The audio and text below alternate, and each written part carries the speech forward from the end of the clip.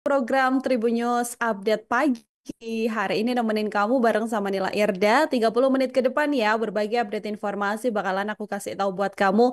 Termasuk juga informasi-informasi yang terjadi sejak semalam yang mungkin kamu ketinggalan Tribunars. Sambil nemenin aktivitas kamu pagi hari ini, kita langsung aja masuk ke informasi yang pertama. Tribunars, ini adalah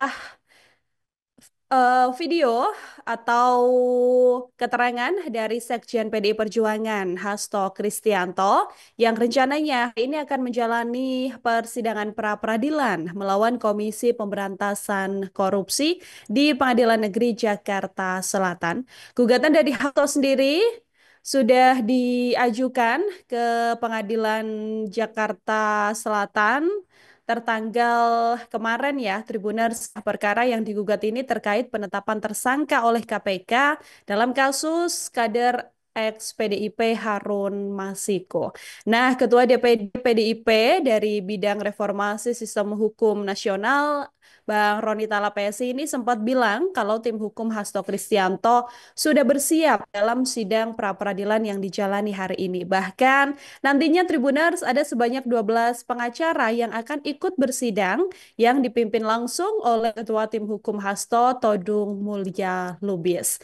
Rodi Talapesi sendiri tidak merinci ya sejumlah bukti apa yang sudah disiapkan oleh tim hukum untuk melawan KPK, namun menurutnya seluruh bukti-bukti ini sudah siap untuk nanti ikut dalam persidangan hari ini. Rodi Talapesi kemudian meminta kepada seluruh keluarga besar PDI Perjuangan agar tetap tenang dalam menyikapi perkara yang tengah dijalani oleh Hasto Kristianto.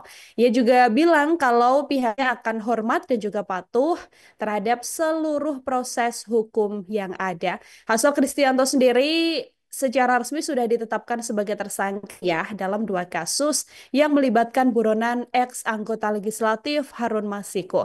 Yang pertama, Hasto Kristianto ini dianggap bersama dengan sejumlah pihak melakukan dugaan suap Tribuners terkait penetapan PAW periode 2019-2024. Yang kedua, Hasto Kristianto juga dibidik lantaran ditetapkan KPK sebagai tersangka kasus dugaan perintangan penyidikan atau obstruction of justice. Ini KPK memang sudah melakukan pemeriksaan langsung terhadap Hasto Kristianto beberapa waktu kemarin. Sejumlah saksi ya juga sudah ikut diperiksa terkait kasus yang menyeret Hasto Kristianto dan hari ini sidang pra peradilan kemudian dijalani oleh Hasto Kristianto dalam perkara yang menyeretnya dengan Komisi Pemberantasan Korupsi. Kita berlanjut dari Hasto Kristianto ke informasi selanjutnya. Tribunar sejumlah pegawai Kemendikti Saintek diketahui sudah melapor terkait Menteri Satrio ke istana dan juga Prabowo Subianto setelah kemarin melakukan aksi demo besar-besaran. Anggota paguyupan Dikti, yakni Neni Herlina sendiri mengatakan bahwa ASN Kemendikti Saintek sudah melapor terkait Menteri Satrio Sumantri Brojonegoro ini ke Sekretariat Kabinet, yaitu Mayor Teddy Indrawijaya, dan bahkan melapor langsung ke Presiden Prabowo Subianto. Pernyataan ini disampaikan oleh Neni ya setelah ikut serta dalam aksi demo di Kemendesaintek pada hari Senin kemarin, Tribunars. Neni sendiri bilang kalau laporan itu dilakukan oleh pimpinannya yang lama, bahkan menurut Neni, protes pegawai Kemendikti-Saintek soal Menteri Satrio ini juga sudah sampai ke anggota DPR RI Partai Gerindra, yaitu Bu Titi Soeharto. Neni juga mengatakan bahwa nantinya Titi Soeharto bahkan akan bertemu langsung dengannya setelah adanya aksi demo pegawai Kemendikti Saintek. Pada hari ini, masalah ini juga akan dilaporkan ke DPR RI, Tribuners, yang mana pegawai Kemendikti Saintek ini rencananya akan mengadukan soal dugaan sikap arogan dari Menteri Satrio kepada anggota DPR. Para pegawai Kemendikti ini sendiri, seperti yang kita tahu, beberapa videonya juga viral di media sosial, sempat trending topik di X juga ya. mendatangi kantor Kemendikti yang ada di Jalan Jenderal Sudirman, Jakarta sejak Senin pagi, Tribuners. Aksi demo ini dilakukan buntut dugaan adanya perlakuan tidak adil dari Menteri Dikti Saintek Profesor Satrio Sumantri Brojonegoro ini. Nah, para pegawai Kemendikti yang berdemo ini kompak menggunakan pakaian serba hitam dan juga membawa spanduk bertuliskan keluhan-keluhan mereka.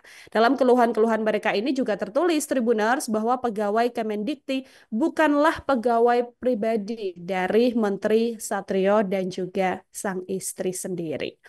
Ini kasusnya memang sedang berjalan, sejumlah pihak memang sedang mencoba memberikan atensi penuh ya terkait kasus ini ya, termasuk sendiri kita berlanjut ke informasi selanjutnya masih terkait soal aksi para pegawai di Dikti ini, Tribuners.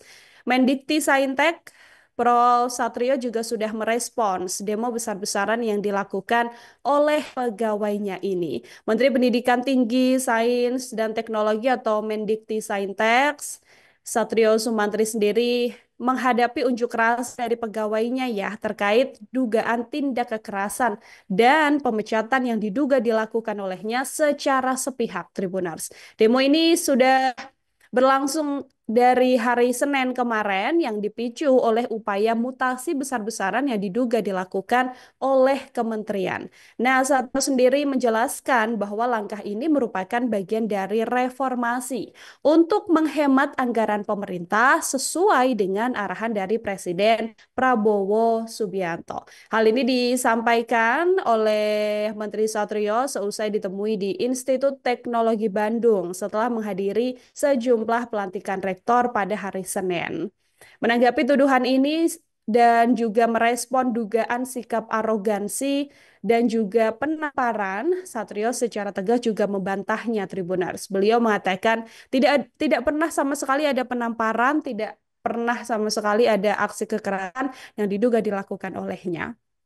Satrio ini juga menambahkan kalau pihaknya saat ini sedang melakukan bersih-bersih dalam tanda kutip gitu ya untuk mengatasi kegiatan yang dianggap pemborosan. Dari aksi unjuk rasa ini sendiri, para pegawai Kemendik Saintek ini merasa bahwa ada mutasi dan juga pemecatan secara sepihak, Tribuners. Bahkan mereka juga menyeret nama istri dari Menteri Satrio sendiri karena merasa bahwa selama ini mereka bekerja tidak hanya sebagai ASN saja, namun harus mengurusi urusan personal atau pribadi dari sang menteri ataupun istri itu sendiri. Tapi sejauh ini pihaknya mengatakan bahwa aksi yang dilakukan atau Menteri Satrio mengatakan bersih-bersih yang dilakukan di Kemendik Saintek ini karena memang untuk penghematan anggaran seperti itu.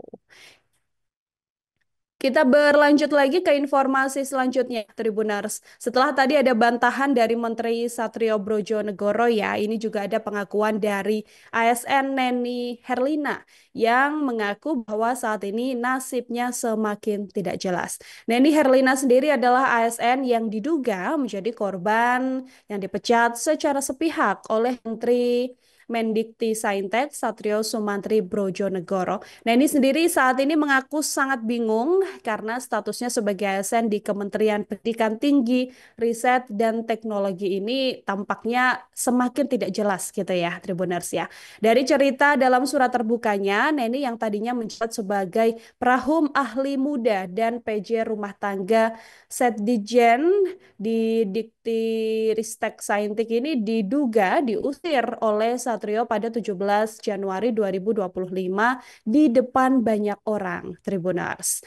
Wanita yang saat ini sudah menjadi ASN dari tahun 2001 ini juga bilang kalau dirinya menjadi korban gitu ya karena peristiwa di awal Satrio menjabat sebagai menteri. Nah, ini juga bilang kalau permasalahan antara dirinya dan Menteri Satrio ini bermula dari meja yang harus diletakkan di ruang kerja Menteri Satrio, tapi ternyata dianggap tidak sesuai oleh istri dari menteri tersebut.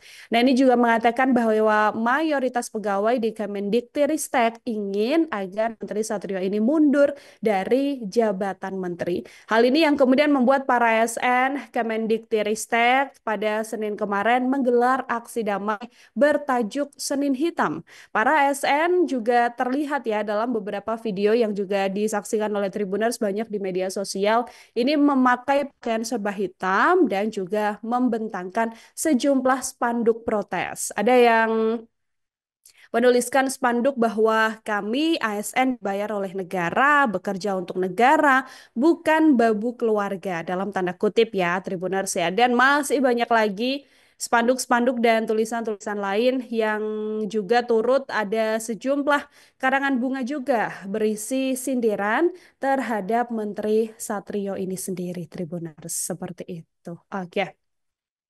Dari permasalahan yang ada di Dikti, kita beralih ke informasi lainnya. Tribuners, ini adalah respons dari Presiden ke-7 Joko Widodo terkait catatan 100 hari kerja pemerintahan Presiden Prabowo Subianto dan juga Wakil Presiden Gibran Raka Buming Raka. Presiden ke-7 Jokowi juga mengatakan rasa apresiasinya lantaran capaian Prabowo Gibran lebih baik dari pemerintahan sebelumnya, aka lebih baik dari pemerintahan era Joko Widodo. Ex-Presiden Jokowi ini awalnya merespon pernyataan wartawan ya terkait hasil survei dari Litbang Kompas yang bilang kalau kepuasan masyarakat terhadap pemerintahan Prabowo Gibran ini mencapai angka 80,9%. Dan di tengah masyarakat juga Pak Jokowi ini bilang kalau seperti yang sudah disampaikan sebelumnya gitu ya bahwa memang ada feeling yang baik terhadap pemerintahan Prabowo Gibran ini sehingga memang masyarakat sangat antusias dan juga sangat yakin bahwa di bawah pemerintahan Prabowo Gibran ini nantinya Indonesia akan dibawa menuju negara yang lebih baik. Ketika ditanya terkait kinerja Prabowo Gibran yang paling menonjol, Jokowi kemudian menyebut mengenai penanganan ekonomi Tribun. Selain itu juga perlindungan sosial dan program makan bergizi gratis. Selama 3 bulan terakhir sendiri, Jokowi mengaku sering ya bertemu dengan masyarakat dan mereka memuji kinerja Prabowo Gibran. Jokowi juga menyebut capaian ini lebih baik daripada pemerintahan sebelumnya. Ini berdasarkan survei maupun apa yang dilihat langsung oleh seorang Joko Widodo. Dari survei Litbang Kompas sendiri, Tribuners, seperti yang kita tahu ya, bahwa hasil kerja 100 hari pemerintahan Prabowo Gibran ini dapat kepuasan publik 80,9%. Dan tingkat kepercayaan ini hanya dengan margin error sekitar 3,10% saja Tribuners. Kalau dibandingkan di era pemerintahan Joko Widodo, ketika itu Presiden Jokowi mendapatkan kepuasan publik sekitar 60% atau 60,5%. Dan angka ini dianggap cukup signifikan ya kenaikannya ya karena baru di rentan 100 hari masa pemerintahan Prabowo Gibran sendiri ini mendapatkan kepuasan hingga 80,9% Tribuners. Ini juga berkaitan soal beberapa program yang dilakukan oleh pemerintahan Prabowo Gibran diantaranya bagaimana Prabowo Gibran ini berusaha untuk bisa merangkul seluruh partai politik yang ada di oposisi, kemudian juga menjaga hubungan baik dengan partai politik yang ada di oposisi, bagaimana kinerja dan pembagian tugas ya antara Prabowo Gibran, Prabowo Subianto yang memang fokus untuk mengurus Indonesia dan juga urusan luar negeri dan urusan-urusan strategis yang ada di tanah air, sementara Mas Gibran sendiri ini memang fokus untuk turun ke masyarakat untuk meninjau program-program yang sudah dipersiapkan oleh pasangan presiden dan wakil presiden ini. Pun juga yang semakin menguatkan kepuasan publik ini Tribuners lewat program makan siang gratis, ada program layanan kesehatan untuk yang ulang tahun begitu ya, dan juga yang paling krusial adalah penetapan PPN 12% yang akhirnya disesuaikan hanya untuk barang-barang mewah aja. Ini yang juga kemudian membawa masyarakat semakin percaya dan optimis begitu ya bahwa di era Prabowo Gibran ini pemerintahannya akan berjalan semakin baik gitu. Dari 100 hari masa kerja Prabowo Gibran, kita beralih lagi Tribuners ke informasi selanjutnya. Update terkait kasus meninggal dunianya Brigjen TNI Purnawirawan Hendrawan Ostefan. Pihak kepolisian sampai sekarang masih menyelidiki penyebab kematian korban yang jasadnya ditemukan di Laut Marunda di Cilincing, Jakarta Utara pada hari Jumat 10 Januari lalu Tribuners. Nah, dari rekaman CCTV ini terlihat kalau Brigjen TNI Purnawirawan Hendrawan ini terjebur ke laut saat mengendarai mobil Toyota Vios miliknya. Mobil ini ditemukan oleh SAR Jakarta di laut pada hari Sabtu pagi, yang mana mobil dengan nomor polisi B1606L ini sekarang sudah dibawa ke area parkir di Ditahti Polda Metro Jaya. Proses pemeriksaan kondisi mobil sampai sekarang masih dilakukan Tribuners. Terlihat juga mobil penuh dengan lumpur dan seluruh kacanya juga diketahui pecah begitu ya. Seluruh ban mobil juga terlepas dan cuma menyisakan velg yang memang sudah berkarat Tribuners.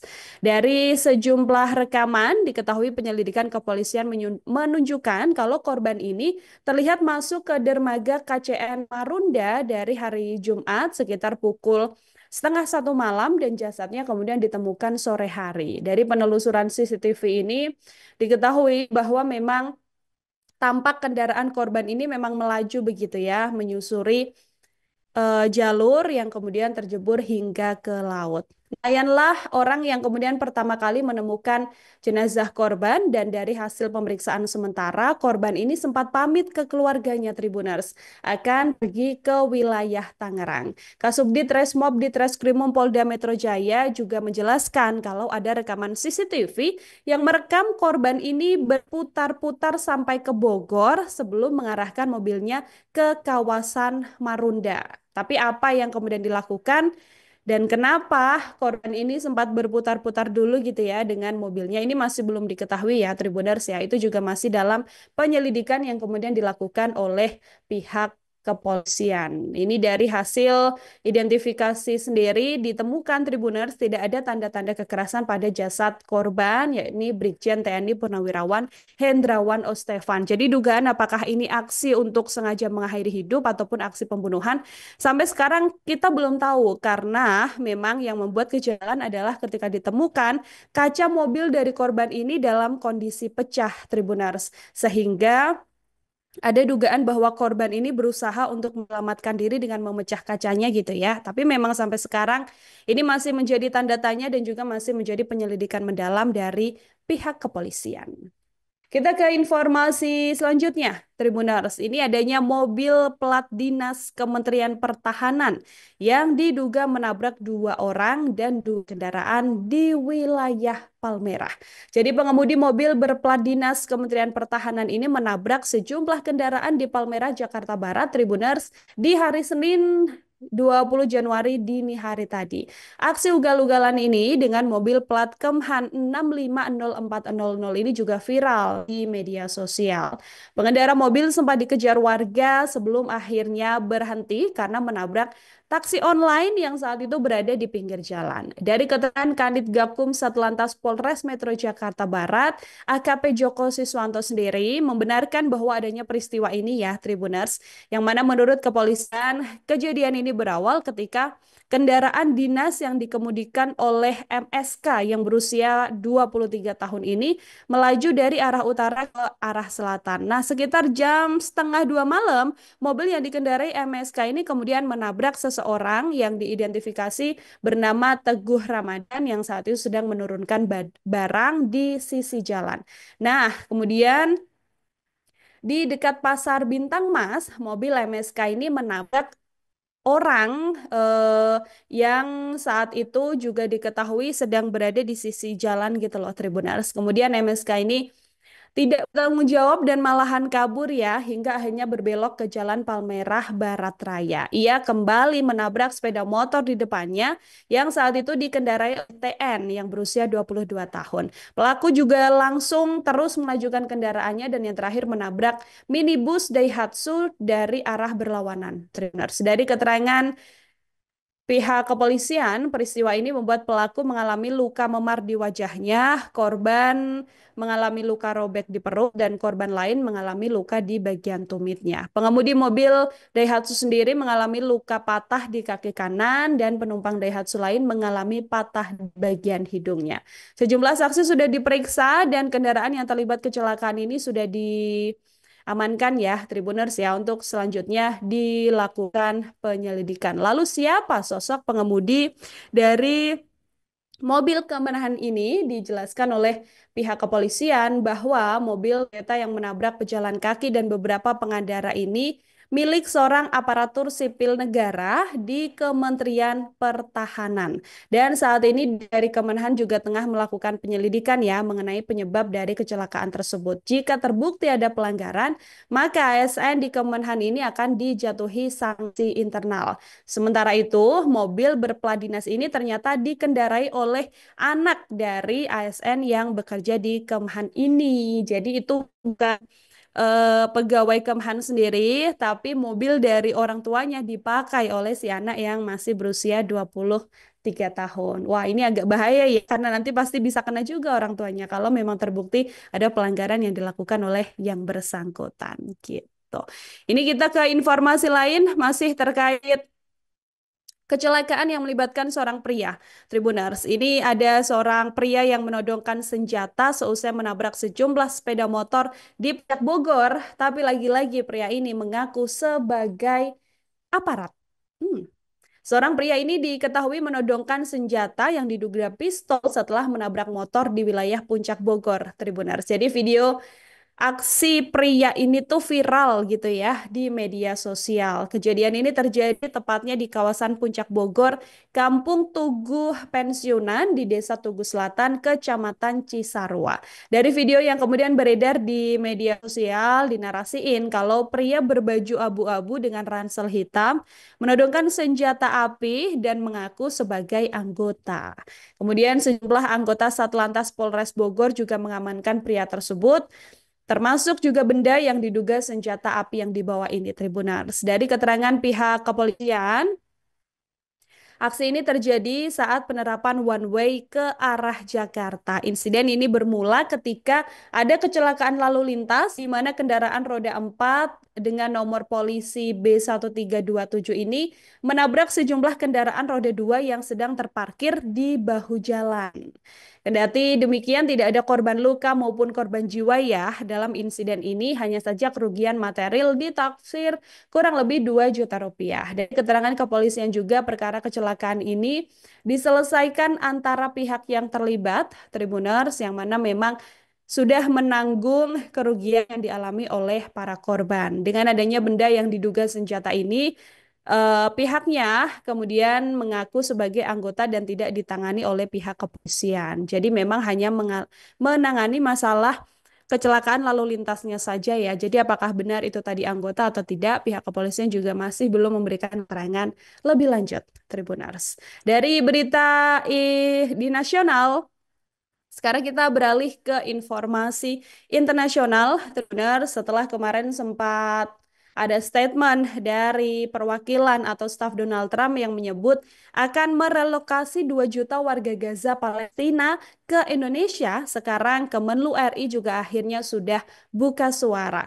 Seperti yang kita tahu bahwa kabar ini sudah ditanggapi oleh Kementerian Luar Negeri RI melalui keterangan jubir Kemlu RI Rolian Syah Sumirat membantah Tribuners bahwa nantinya ada 2 juta warga Gaza yang ditampung di Indonesia. Roliansyah juga menegaskan bahwa pihak Kemenlu tidak pernah mendapatkan informasi apapun terkait rencana lokasi warga Gaza ke Indonesia ini. Ini juga Istana juga membantah, termasuk pihak-pihak lain, misalnya saja dari DPR RI juga mengatakan masih menunggu konfirmasi lebih lanjut terkait klaim atau pernyataan dari seorang staf Donald Trump ini ketika nantinya Donald Trump sudah menjabat sebagai presiden, mengatakan bahwa sebagian warga Gaza ini akan dipindahkan ke Indonesia karena menganggap bahwa Indonesia ini dianggap sebagai negara tuan rumah yang cukup potensial, Tribuners. Tapi tidak ada penjelasan lebih lanjut ya, mengapa Indonesia disebut-sebut sebagai lokasi potensial untuk rencana relokasi Donald Trump ini. Namun di sisi lain, rencana relokasi ini juga masih didiskusikan oleh sejumlah pihak. Yang mana kabar relokasi warga Gaza ke Indonesia juga sudah sampai ke media Israel, Tribuners. Dari laporan yang dituliskan The Times of Israel, ini mengatakan bahwa tim Trump mempertimbangkan relokasi beberapa warga Gaza selama pembangunan pasca perang sendiri. Dari laporan ini disebutkan bahwa Indonesia adalah salah satu negara yang dipertimbangkan untuk menampung warga Gaza. Karena kalau dari statement Donald Trump, Tribuners, dikatakan bahwa harusnya Gaza ini dipulihkan kembali. Sejumlah bangunan yang sudah rusak di sana harus dibangun ulang agar nantinya warga Gaza yang akan beraktivitas setelah gencatan senjata ini dimulai sejak tanggal 19 Januari, Tribuners, bisa melakukan aktivitas dengan maksimal gitu ya. Tapi catatannya harus ada relokasi yang dilakukan ke sejumlah negara sampai akhirnya muncul nama Indonesia menjadi salah satu negara yang dianggap akan menjadi negara yang menampung sejumlah warga Gaza seperti itu. Oke, dari Gaza kita beralih ke sebuah video yang kemudian atau foto yang kemudian viral di media sosial Tribunars. Ini adalah narasi yang menyebut bahwa setelah adanya demo ASN Dikti, ini diketahui berakhir damai yang mana pegawai saling bergandengan tangan dengan Menteri Satrio seperti foto yang saat ini kamu saksikan ya Tribuners ya. Jadi dalam foto ini diketahui merupakan sebuah pertemuan di hari Senin malam sekitar jam setengah 8 malam Tribuners yang mana perwakilan ASN yang sempat berdemo gitu ya di Kemendikbudristek ini dikatakan sudah sepakat untuk menyelesaikan masalah ini secara damai. Dari foto juga terlihat Kemendikbudristek ada Prof. Satrio Sumantri Brojonegoro yang mana duduk di apit Ketua Paguyuban Pegawai Dikti, ada Pak Suwitno dan juga Prahum Ahli Muda dan PJ Rumah Tangga ke Kemendikdasmen, ada Neni Herlina yang mana mereka berdua tampak berpegangan tangan dan juga terlihat tersenyum begitu ya. Dari keterangan bahwa diketahui pertemuan ini digelar di rumah dinas Menteri Satrio di Widya Chandra, Jakarta Selatan.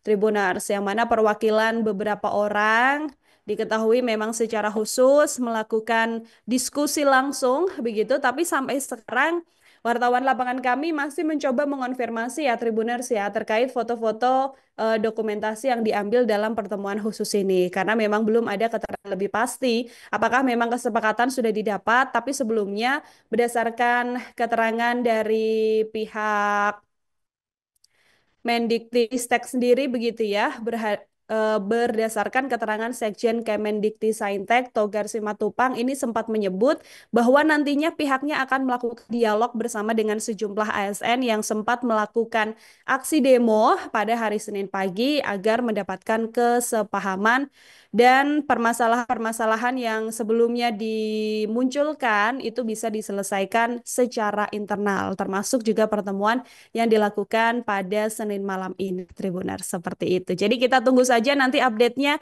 apakah kemudian memang sudah ada kesepakatan dan juga kesepahaman dan berakhir permasalahan di Kemendikbudristek ini berakhir damai, tidak ada pemecatan dan sebagainya, nanti akan diinformasikan lagi ya sama nilai ya. Sejauh ini kita belum dapat konfirmasi apapun dan sedang mencoba melakukan konfirmasi termasuk pada Pak Sekjen Kemendikbudristek Pak Tegar Simatupang, Tribunars. Oke, demikian Tribun News update pagi hari ini. Berbagi update informasi ya yang sudah kamu saksikan. Jangan kemana-mana karena habis ini masih akan banyak program lain. Kita ketemu lagi dalam Tribun News update siang. Selamat pagi, selamat beraktivitas. Sampai jumpa Tribuners. Bye-bye.